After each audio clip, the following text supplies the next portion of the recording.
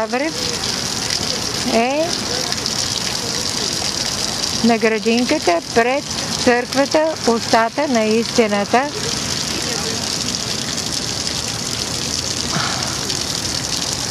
Той е главният оператор и сега аз малко да го заснема, да го имам и на кадър. Ето е другата група, почиват си, малко си отдъхват, защото много са изморени.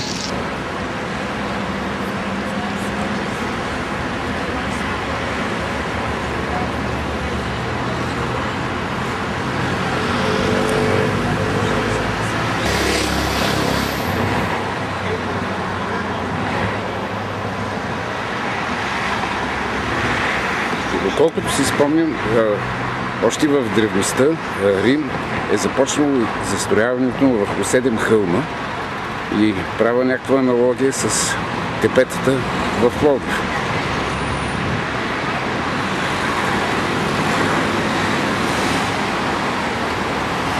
И по тази вия, т.е. по тази улица, след около 200 метра надясно, влизаме в старата част на Рим, която именно е от много тесни, живописни улички и там се намира нашата квартира.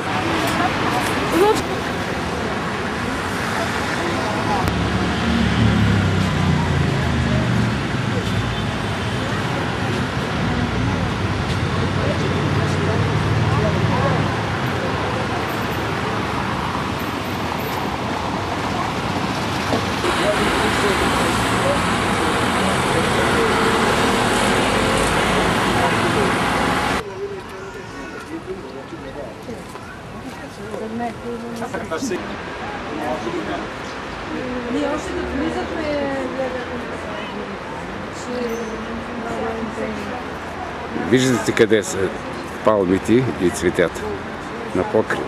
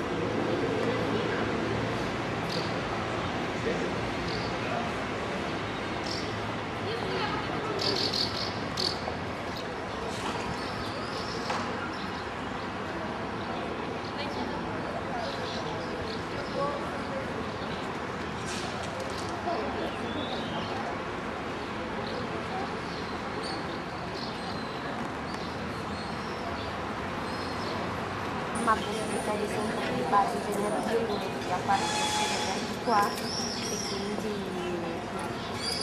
mutare.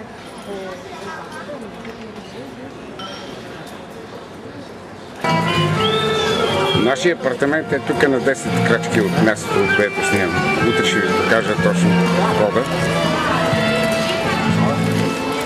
8 часа вечерта е най-централната част на Рим.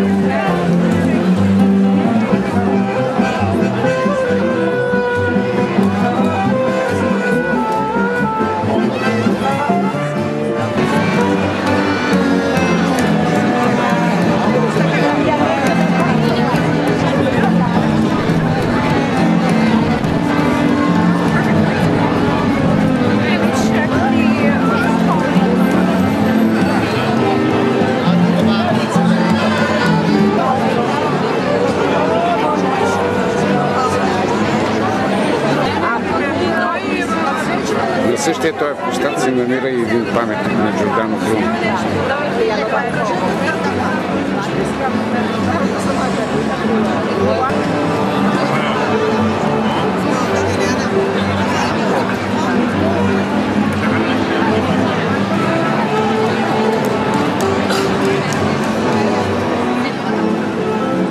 On n'a pas de chance, il vient jamais fort.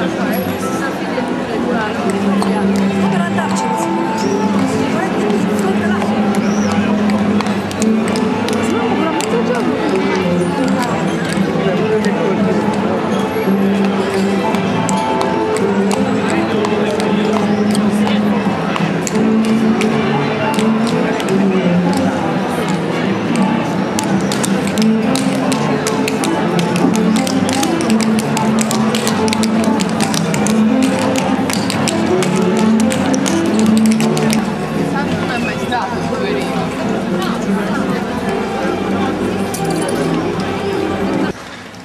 Отново сме на площад Ла Карбонара, само че сега е неделната утрин, към 9 часа местно време и с нощния площад като облик е съвсем различен от тази сутрешния.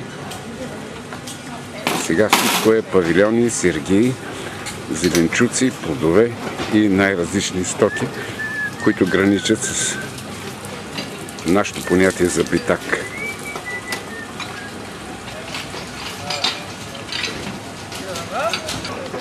Естествено и цветя.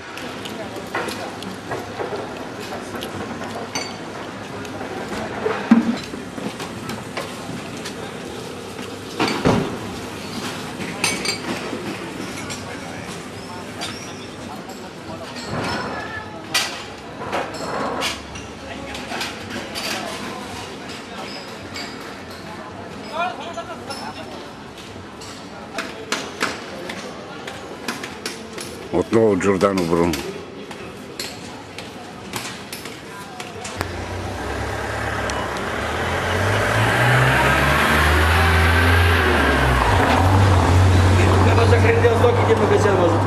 Пише бакалия или какво пише? Не пише бакалия, ами вътре има вина, сухари, пакети с някакви работи. И минерална вода ще има и всичко ще има. Да.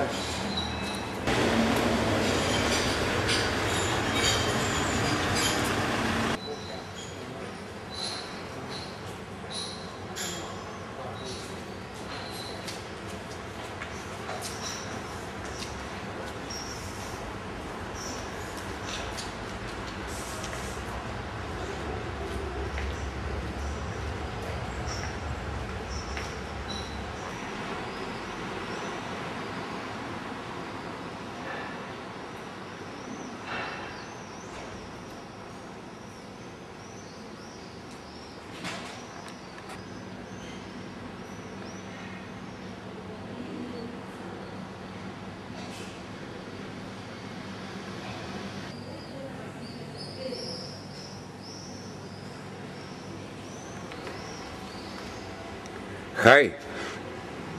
Buongiorno. Buongiorno, come sta Pancho? Bene? Bene, bene. Tre bene? Multi bene. Molto bene? В такива случаи директна справка. Как да стигнем до Ватиканът. И Дорито разговаря тук с собственика на това кафене.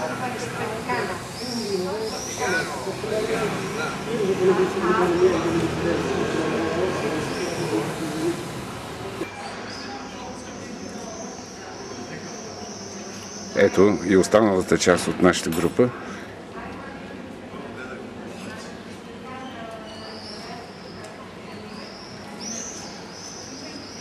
Решихме. Тръгваме към Ватиканът.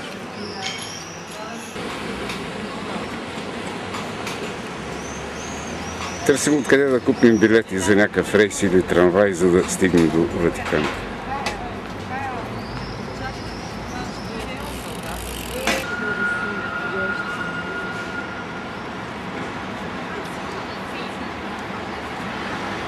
Виа Дитория Аржентина, значи, както ми обясниха, ето го и Театро Аржентина.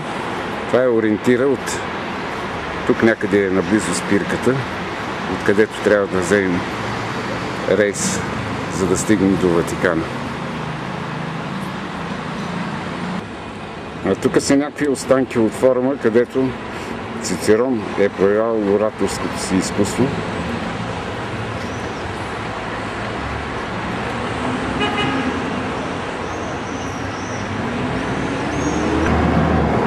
Ето това е част от стената, това, което е останало до наши дни.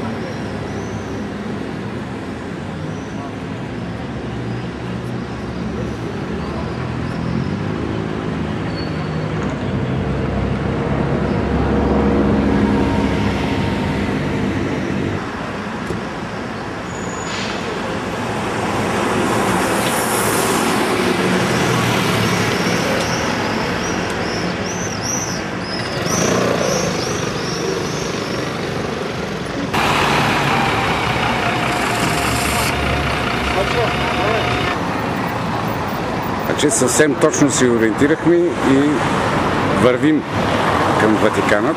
Ето далечен план катедралата Свети Петър.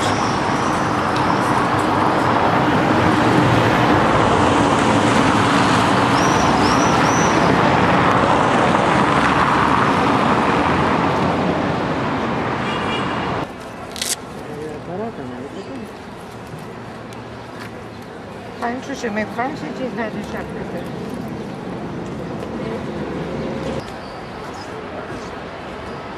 Ето го нашия любим папа, който е свързан с най-новата история на България. Йоан Павел II. Това е Меркатино. Касти.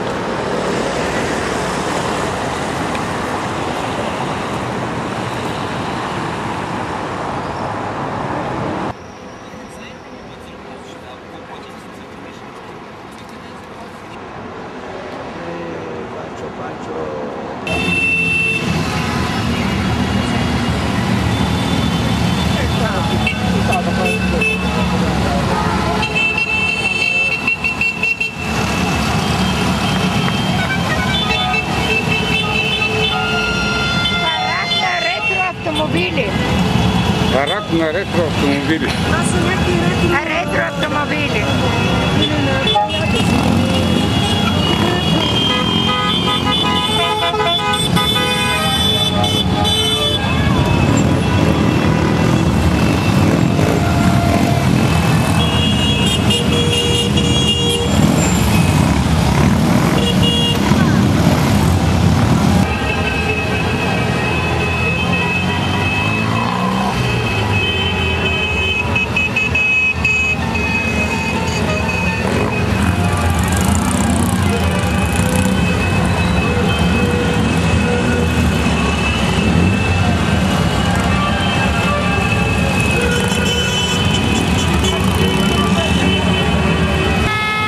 Невероятно стълпотворение. Хиляди колички. Фиат, стил ретро.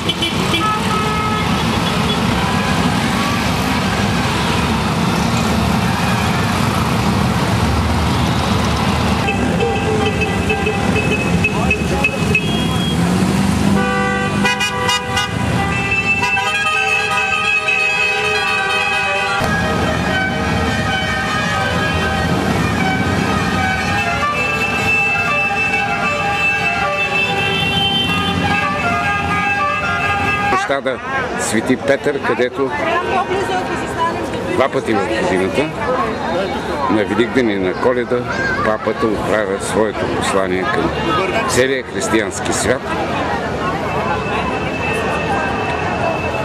Да запечатаме това за спомен. Велико преживяване. Очакваме да се появи и папата. Парите там. Ало, всички изгръбте!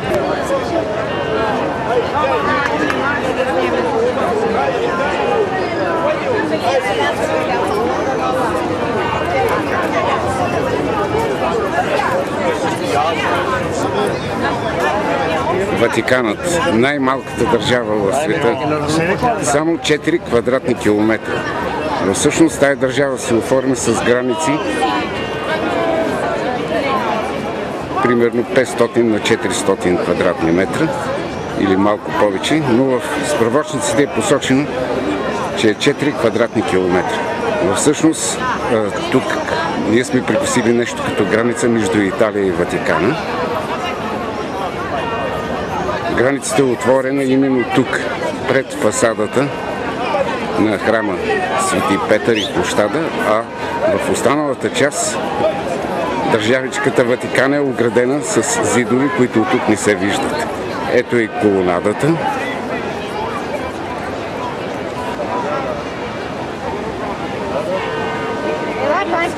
Тук има хора от цял свят, изповядващи християнството.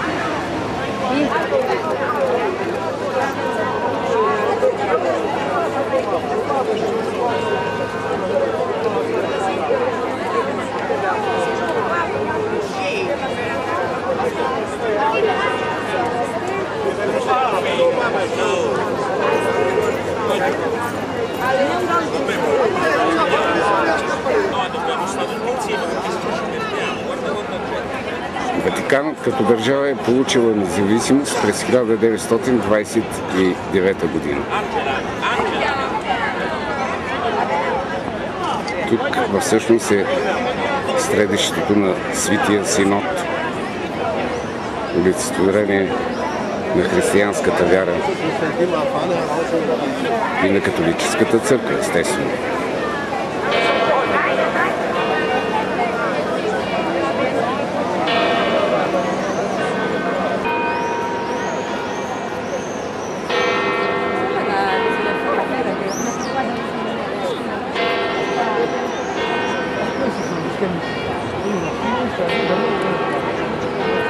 Quindi mettiamoci più vicino a questa fronte.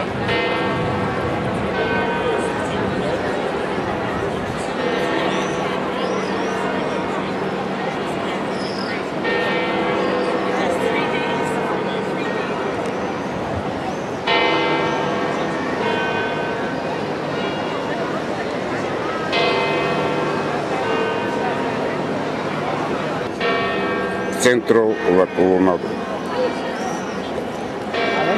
Това е централната точка на площада Свети Петър. Огромна опашка обаче има, за да се обиколи катедралата. Може би 3 километра най-малко.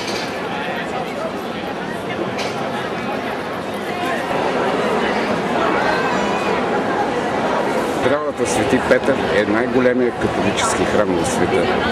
Височината до купола е 119 метра.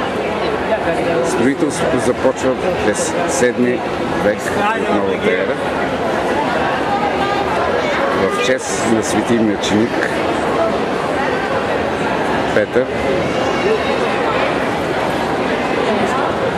През историята на католическата религия са минали 279 папи.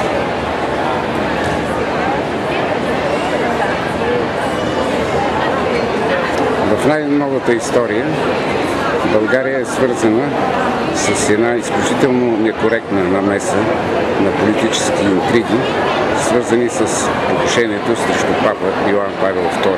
Ето тук, на този площад, на 13 май 1981 година, Али Акджа постреля папата Йоан Павел II.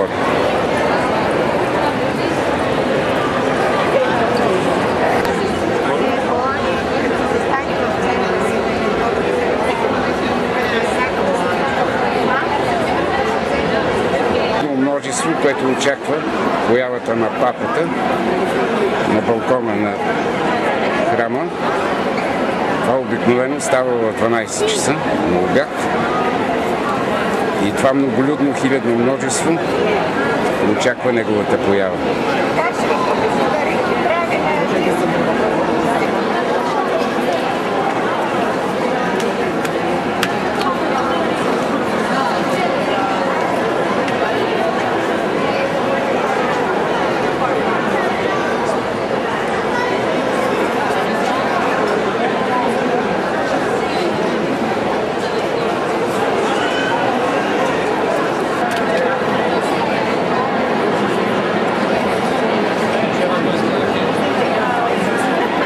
Трябва да изчакаме опашка. Наистина има 3 км дължина.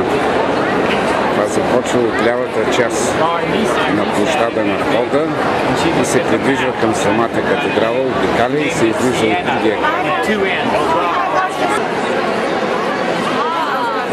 Продължаваме упорито да чакаме на опашката, която върви бавно.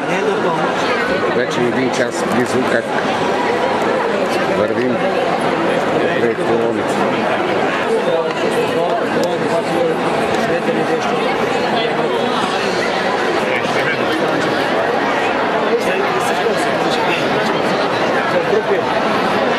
Qui sono da corrente, per corrente, prende avanti, la copia. Più avanti, qui è... И тук мерките са изключително не се през скенер. C'è 90 anni, poi lascio che non sta.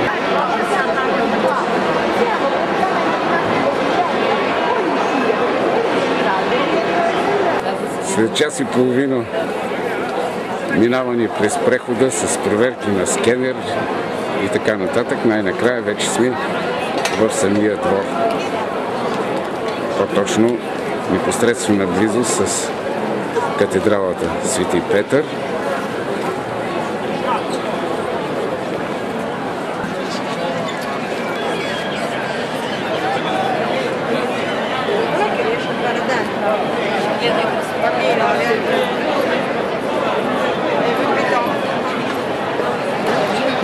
Еми гледам дупката, ама нищо не виждам.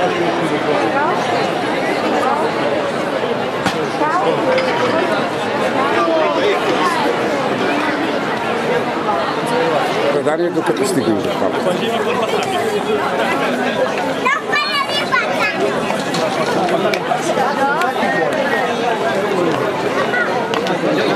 Ето доказателство колко са уморени.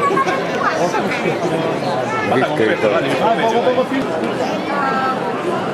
Няма как, принудителна почивка. Направо долу на земята.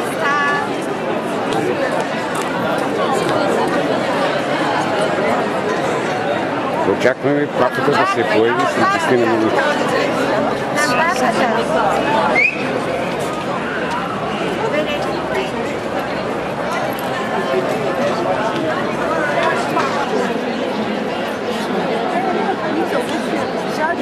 Стават 7-8 минути до 12 часа. Целият площад пред катедралата Свети Петър очаква появата на папата.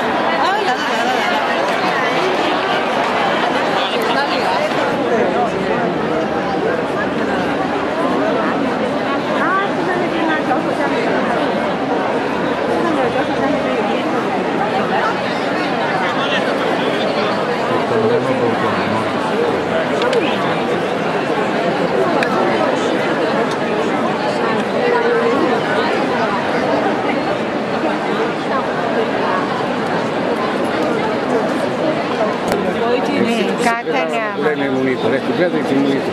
Ето там на монитора.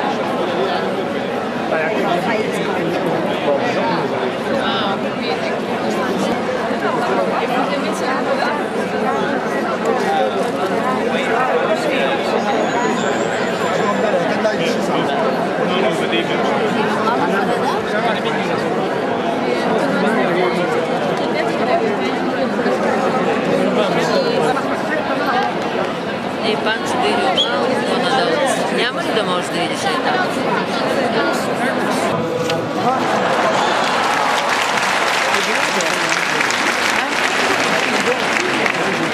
Il mese di giugno è tradizionalmente dedicato al Sacro Cuore di Gesù, massima espressione umana dell'amore divino. Proprio venerdì scorso